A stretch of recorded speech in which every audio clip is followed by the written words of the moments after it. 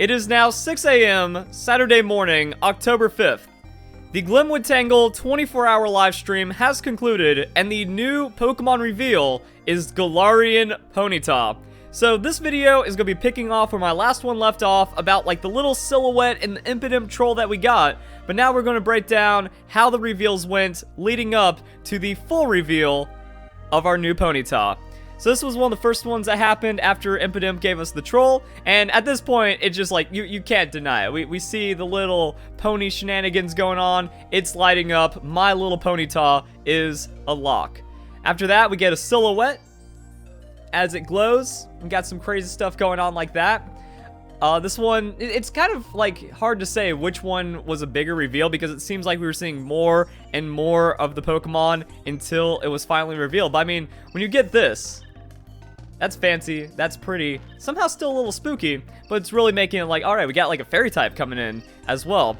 Then Impidimp giving us another troll instead of just straight like sniffing the camera, fogging up the camera lens as Ponyta comes galloping through. But that was another thing, like we heard the galloping for a while, and then I think it like repeated once or twice or something. No, we heard the galloping several times, and then we heard Ponyta's cry once, and then we kept hearing the galloping, and finally the galloping was shown on camera. Then we got another close-up review as it just kind of buzzed the camera really quick, so people paused it, and at this point, that's pretty much all that you needed to know. And this happened at 9:55 p.m. compared to 8:56 p.m. So, I mean, it took like an hour from this until we just finally had it to where, like, now we can see it in its full view, like some kind of lost cryptid footage, but still looks awesome. I'll take that. So, yeah, this was like the video itself, and then people were like pausing it, getting an idea. But, I mean, you don't even really need to pause it. You can almost make out everything about Ponyta right there. Then as time went on, we were just seeing more and more. Now, it's tired of running around for the last, God, I don't even know, what would this be, 18 hours at this point? So after galloping for 18 hours, Ponyta is just taking a nice little stroll through the tangle. And then, to conclude the stream, so this was the very final seconds of the stream. Friendship is magic. It's adorable. They're having a great old time. And they go and gallop off. And the thing is, they don't knock over the camera. One thing I really wanted to see was this not be an actual 24-hour live stream, and then just like crashes into the camera and it has to end early. But the Pokemon Company actually did it. They gave us 24 hours of unique footage, and I can only commend them for that. Because a lot of people had like a lot of different ideas going into how this live stream was going to go. And we do have an official update from the Pokemon website. Message from Sonia. We saw some interesting Pokemon, didn't we? I'll collect everyone's reports and create a summary for my grand soon. Thanks for the help. That is so relieving because there is acknowledgement from Pokemon that, you know, things are happening, things are in the works, it's all going to be okay, guys. Who's texting me at 6 in the morning? Also, this is the screen that we have now. I think after the camera cut out, we had like a couple seconds of audio. We heard galloping one more time. So it's not like right at the very end, there was a tease for another new Pokemon or something. It was just this. The event has concluded. Thank you. So now we're waiting for an update from Sonia and all that stuff. And I guess it's going to turn into some kind of little teaser trailer. And it might be the Shield exclusive like we had with Surfetched. This could be our Galarian counterpart, which means I was actually thinking that this was going to be our trailer. You know, this is all the news that we get for October, but I don't think it's going to be that way. This was 24 hours for a single new Pokemon reveal, and then like the official confirmation of Impidimp, but Impidimp wasn't the big reveal, and I can only respect the Pokemon Company for doing it that way. Like, I was about to be furious. I was about to be furious that they made this only about Impidimp or something, but this was the video right here. This was when they were like, nah fam, we gonna be trolling you guys. And the weird thing is, the Pokemon looked different. Like, it looked more like a ghost type. That looked like a skull, not just a pretty fairy pony Pokemon. We can tell it is the same Pokemon. That some people were theorizing that's going to be a new Pokemon, that there was Ponyta, Impidimp, and a third Pokemon buzzing around because this looked different from it. However, when we go back to really any of these, you can see that a lot of it lines up. Like, there's two little teal parts on the top of its head. Actually, I think I can just show this. Yeah, there's two little teal parts right there behind the horn on top of its head, and we see that in the weird picture.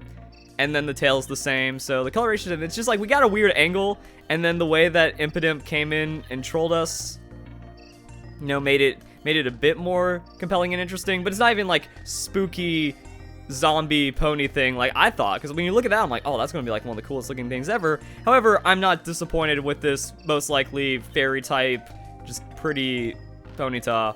Like, it's so cool. Like, I'm actually impressed that Game Freak came up with that, and they applied it into Pokemon Sword and Shield, and it just fits so naturally. Like, that's going to be a very fun Pokemon to find and encounter inside of Glimwood Tangle. And I feel like that since this is how it happened, we might get a small little trailer, maybe a little blurb on the website when it decides to update, and we still have like another trailer. We still have starter Pokemon evolution reveals on the starter evolution reveals on the table for October, as well as some extra gameplay, maybe a bit more elaboration on the features that we're getting from the Game Informer interview, and a few other things. So this isn't the end, and I really like that idea, because it seems like Game Freak is going to set us up for a really long troll and just kind of show our insanity right here, but doesn't really seem that way. And there was like a lot of different ways they could have done this. Some people were thinking it's just going to be a loop, maybe like a 5-minute loop, a 10-minute loop for 24 hours. That way anyone tuning in at any time can just watch until it loops again. Then they don't get to have their lives wasted. But this was like 98% nothing, maybe even 99%. I'm not going to go in and count all the individual seconds that something interesting happened, but it was like 99% nothing. And it slowly built up the reveal of Ponyta inside of the reveal of the existing Pokemon we already knew about. Nothing else fancy really happened at the end though, which I think is also a little interesting. That I was trying to think about it in that way, where it's like, oh, is it just going to start popping off and then it gets crazy on the last hour? But no, they gave us that fun little reveal at the end, just kind of like cementing that this is what you came here for. But it also wasn't a waste. Like, if you tuned in throughout the entire time, you were getting enough teases, everyone was playing along, and you were kind of getting those sneak peeks at this new Pokemon reveal and what would finally happen. Very My Little Pony feeling. That's why I even felt like with the face on the right, that could still be represented as a Ponyta in some way, even though it doesn't look quite like a pony face. But if we're kind of like, since this does seem very My Little Pony, you know, the stylization, the animation, that does seem like something that's possible. Also, weird thing that came up during the live stream is that there's a Magic the Gathering crossover with My Little Pony that's going on, and Game Freak is dropping this information the day after. So something weird. I don't think there's gonna be like a direct My Little Pony crossover into Pokemon, but there's like some cultural fanciness that's going on here, and I guess they were like, you know what, Ponyta is technically like a pony Pokemon, but we need to have like mythical Pokemon. We need to have like fancy pony Pokemon finally actually in Pokemon. So that's gonna be really cool. And then it also kind of leaves that evolution door open, that we now have like fairy, pony, princess, My Little Pony in Pokemon. So when it evolves into Galarian Rapidash, then we could look at the Alicorn. I actually learned something yesterday, because I was like, well, what's the difference between like a Pegasus and a pony, right? Like, one has wings. There's the Alicorn, which has all of them. I'm not a brony, so I'm not into all that lore, but now we're figuring things out. So that's also what happens with like Princess Twilight Sparkle, and I guess Nightmare Moon. They're both Alicorns because they have the wings and the horn and stuff. So it's just weird right there. And now we just wait for the Pokemon Company. No tweet yet, so I feel like it's going to take through the weekend. I really hope that we get a trailer on Monday, though, because if it takes like Wednesday, kind of like with the Galarian, well, not even Galarian Farfetch, just Surfetch, they were like, oh yeah, we're working on fixing this Rotom glitch, and that took them like 3 days to fix the Rotom glitch and finally update it with the trailer and update the website and give us all this information. But I feel like Sonia, she can work the weekend, she can work on Sunday and just put together a nice little trailer of her research and then tell us that Galarian Ponyta has been discovered, and I'd be down with that. That would just be perfectly fine. But it looks like, you know, we don't get trailers on the weekends. We don't get too many crazy news updates on the weekends as well. So it seems like all that's off the table. And it's also just kind of weird how this whole thing was set up and then executed. It's like tune in to pitch in, but Senpai Pokemon didn't tweet out anything. They didn't say, did you see that, trainers? Did you catch that? You know, Sonia is like happy that, you know, maybe it's like, oh, 8-hour update. Sonia, she's going strong, and she's happy that you guys are helping her. We had like no support from the Pokemon Company, which kind of made it feel a little empty and a little weird. I think that was one way that it could have been done a little better. But overall, it's still, like, I still consider this a success. I still consider this awesome because it wasn't done lazily. Like I said, 24 hours of unique footage is all you need to know. And then they did the Impidimp troll. They did the Impidimp troll. They did all this other weird stuff. It really shows that, like, it was super tongue-in-cheek. It was super calculated. It wasn't lazy. And just kind of showing, it's like, hey, this is how much we want Pokemon Sword and Shield information. People will wait. The community will collaborate for 24 hours straight just to figure out what is going on with a single new Pokemon. And I'm down with that. So a lot of people hated it.